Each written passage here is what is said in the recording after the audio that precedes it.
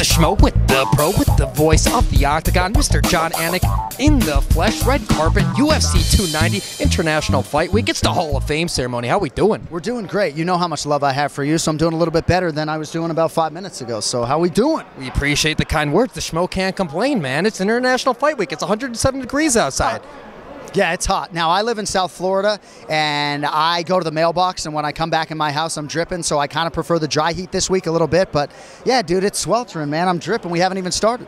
How do you think Donald Cowboy Cerrone's Hall of Fame speech is going to go? Because we know the man likes to wing it. Oh, I can't wait. I think he's been dropping Pilsners back throughout this red carpet jaunt, so he's the best, man, you know, and it's so nice for me to be able to make some comments about Donald Cerrone, because one line you're going to hear from me tonight is that he truly helped take mixed martial arts to the level that it's at right now. And I'm just not sure you can say that about a whole lot of fighters. Like, if I ask you, would MMA be where it is today without Donald Cowboy Cerrone? Think about how many fans he brought into this sport. So I'm excited to see him take his rightful place in the Hall. Let's talk about this weekend. It's a huge weekend. What do you make of all the shifting going on? Bo Nickel had a late replacement and an opponent. We have a situation with Jack Della getting a late replacement opponent.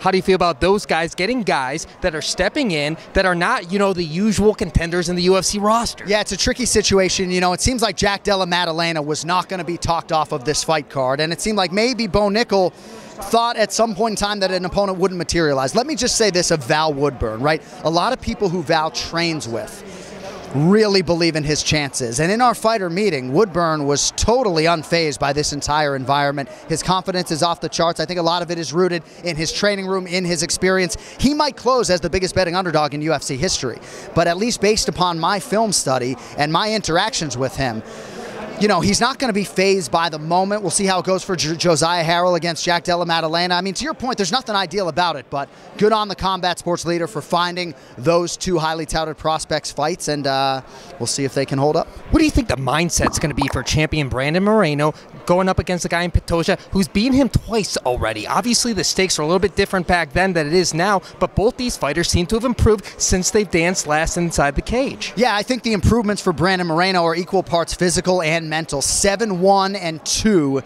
since his last fight in Chile against Alexandre Pantoje in 2018, and I just don't want to put too much into that fight in Chile. You know, Brandon was supposed to fight Ray Borg. There were a lot of things going on that were suboptimal for Brandon Moreno. All of that being said, Alexandre Pantoje has had a full year to prepare for this challenge, to prepare for a guy that he's already beaten twice. Pantoje might be the best fighter on the roster right now without a belt. So I actually think that fight is closer than the 2-1 you're seeing on some of these sports books right now.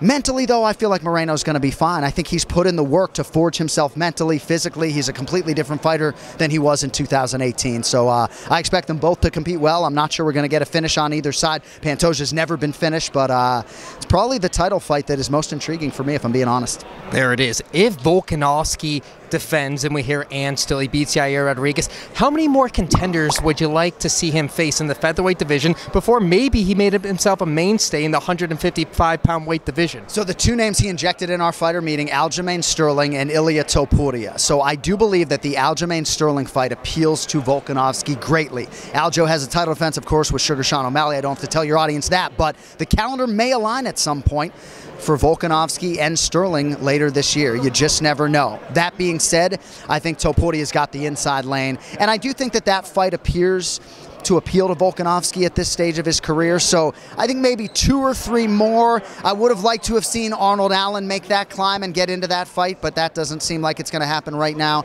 But I do believe in terms of bolstering your legacy, if that's the goal for Volk, there's a lot of big and winnable fights in that top 10 at 55. So I think that's an eventuality. Rumor mill swirling about a Ronda Rousey return. If she does return, does she fight right away for that vacant bantamweight strap? Well, I think if she comes back, it's probably going to be in a championship setting. I'm not sure she's going to come back for a title eliminator or a cup of coffee. It's crazy to hear these rumors. I have to be consistent, though. When Henry Cejudo came back and cut the bantamweight line, and there were all these killers, right, who had been in the gauntlet for 3 years and in the USADA pool, and I understand Henry's legacy, but he got to just come back and cut the entire line despite the fact that there were worthy contenders. So for me, as a mixed martial arts fan, I prefer meritocracy. So Raquel Pennington and Juliana Pena have put in the time, and I feel like they should fight for the title. But if anybody were to come back and have the resume that makes her worthy of cutting the line, it's Ronda Rousey. So I know I'm talking out of both sides of my mouth, but I do think if she comes back, it's going to be in a championship setting. Hey, nobody speaks better out of both sides of the mouth than you, Jon Anik, man, because you got to be neutral. You got to be Switzerland, man. You're on the call. Well, no, and it's tough, and I love Henry Cejudo, and I love Triple C. I wanted him to be C4 at some point in time, you know, but I do have to call it like I see it, and the Cheetos and Sandhagens and even Dominic Cruz back in the day fighting Casey Kenny to work his way back up, you know. Hey, now he's got a new fight against Davison Figueiredo. Dominic Cruz, what do you make of that? Very exciting. That's a fight that Dom had targeted, and just about getting his body through training camp and getting a fight night. Certainly is. And then lastly, regarding Conor McGregor, Michael Chandler, the Schmo's asked you about this before. If you were to guess, finger in the wind, when do we see this? Or do we see Chandler fighting somebody else? Do we see McGregor fighting somebody else? What do you reckon, Jon? I think this is the fight that you will see. I'm less ambitious that we see it in 2023. I think we're probably looking at first quarter 2024. And I don't want to sit here and make apologies for Conor McGregor, but a lot of what has happened is a direct result of that leg break, right? Chris Weidman's going to come back in August, right? But for Conor McGregor, had he not broken his leg, we might have seen him 2 or 3 times since that point in time in the octagon. I do believe the competitive desire and the itch is still there for Conor McGregor. He can only scratch it in the octagon. I do think we see him against Michael Chandler. I just think we might need to exercise a little bit more patience than I initially thought. Final message for all the Jon Anik fans out there worldwide. Well, thank you guys for checking out this guy who's just the real article and a very, very good human being. And I appreciate all the support, you know, sincerely. This is a labor of love for me to do this Hall of Fame induction ceremony. I get a little bit anxious for this because I got to talk super slowly. But thank you, my man. It's always good to chop it up with you. Suited and booted, looking like 10 million bucks as always. He's the pro. I'm the Schmo. Hall of Fame red carpet. We're out.